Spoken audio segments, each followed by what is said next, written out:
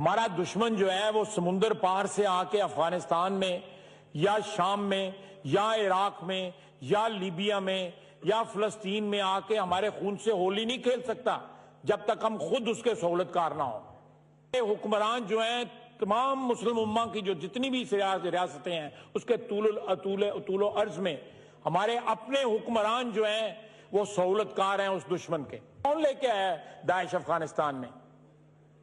ساری دنیا کو پتہ ہے کون لے کے آیا وہاں پہ داعش۔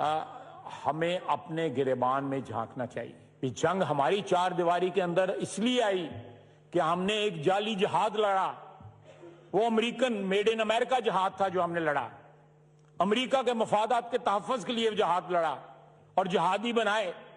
اس کے بعد 9/11 کے بعد پھر ہم نے وہی غلطی کی اور آج اس غلطی کا، اس تباہی کا جو ملبہ ہے اس کو صاف کر رہے ہیں۔